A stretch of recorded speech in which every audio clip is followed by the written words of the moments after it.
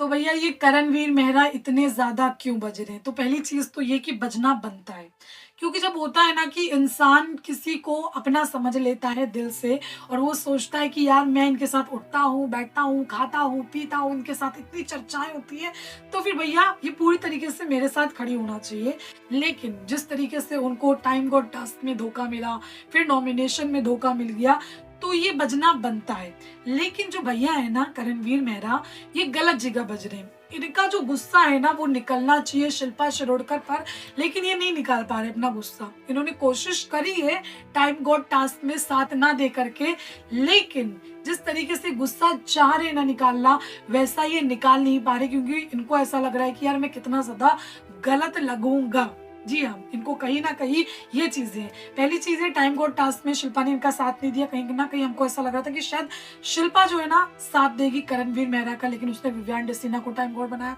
उसके बाद नॉमिनेशन की बात आई तो वहां पर नॉमिनेशन में भी उसने करणवीर मेहरा को नॉमिनेट कर दिया। कौन सी गणित उन्होंने लगाई थी करण को नॉमिनेट किया, मुझे नहीं समझ में आया। जो रीजन वो दे रही है कि वो पलट गया, रजत की गणित बहुत अच्छी थी, उसने बहुत ही अच्छी तरीके से अपने उंगलियों पे गिन गिन करके कि कौन किसको नॉमिनेट कर सकता है, उस हिसाब से लोगों को ऑप्शंस दिए थे। लेकिन इन्होंने कौन सी गणित लगाई थी मुझे नहीं पता है इस बात का, लेकिन डेफिनेटली करण जो है ना गुस्सा ज्यादा से ज्यादा शिल्पा पर है, लेकिन वो पूरा गुस्सा विवियन डिसीना पर निकाल रहे हैं। पहली चीज तो ये कि वो सोच करके आए थे कि बिग बॉस के घर में आएंगे, खतरों के खिलाड़ी जीत करके यहाँ पर भी बुरी तरीके से छा जाएंगे, लेकिन वो चीज नहीं हो पा रही है, वो चीज हो ही नहीं पा रही है। क्योंकि हाँ, पीछे तिल्ली लगाना और सामने बात करना, मुद्दों में खड़े होना बहुत अलग चीज है। क्योंकि ये जो शो है ना उसको इसी तरीके से शुरुआत से देखा गया कि कौन से मुद्दे में कौन खड़ा हो रहा है, कौन बोल रहा है। इनके लिए हर एक मुद्दा छोटा है, हर एक मुद्दा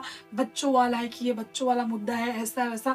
अब मैं ये बिल्कुल नहीं बोल रही हूँ कि करणवीर मेहरा हर जगह गलत है, नहीं, डेफिनेटली वो ऑफकोर्स हर जगह गलत नहीं है, लेकिन कुछ कुछ जगहों पर बहुत ज्यादा गलत है। अगर उसका गुस्सा विवियन डिसीना के लिए तो विवियन पे निकाले, अगर उसका गुस्सा शिल्पा के लिए तो शिल्पा के लिए निकाले, ना कि विवियन डिसीना पर। अभी आप देखो जो नॉमिनेशन टास्क हुआ उसमें उसने खुद बोला, ठीक है, उसको गुस्सा शिल्पा पर था, लेकिन उसने नॉमिनेट किसको किया? दिखाने के लिए, अपने आप को बड़ा फील कराने के लिए कि आपने जो किया है वो मैं नहीं करूंगा। अरे तुम कर देते, क्योंकि तुम्हारे मन में वो चीज है तो वो दिखाओ। ऐसा नहीं है कि सिर्फ बोलने बोलने से चलेगा। उसने शिल्पा को नॉमिनेट नहीं किया, उसने विवियन डिसीना को नॉमिनेट किया, वहां गुस्सा दिखाया।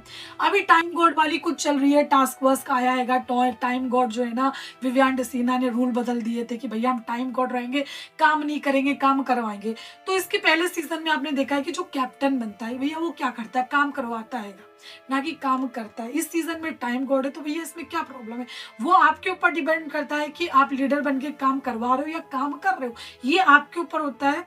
ऑल मतलब जैसे भी आप सोचोगे वो एक लीडर अपने हिसाब से चीजें चलता है, लेकिन कहीं ना कहीं इनको इस बात से दिक्कत होगी और ये बज रहे। विवियन डिसीना बहुत ही फ्रेंडली वे में पूछ रहा है भैया दिक्कत क्या है, तुमको क्या दिक्कत हुई? दिक्कत इनकी यही है कि तुमने अपने हिसाब से रूल को कैसे बदल लिया।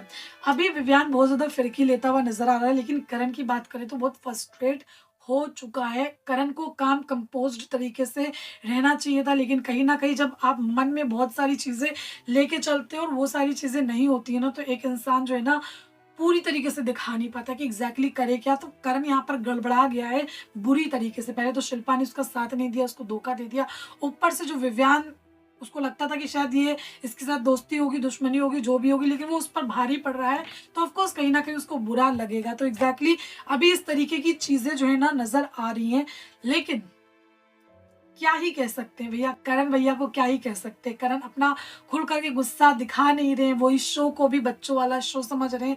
तो ईशा सही कहती है कि इनको फिर सीनियर जो शो आएगा बिग बॉस का उसमें आना चाहिए, क्योंकि किसी भी चीज को उतना ज्यादा सीरियस नहीं ले रहे हैं। बेसिकली जिसके ऊपर जैसा गुस्सा है नजर आए दिखाओ।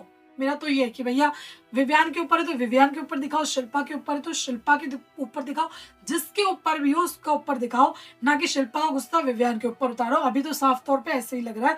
बाकी आपको क्या लग रहा है आप जरूर बताइएगा। Thank you.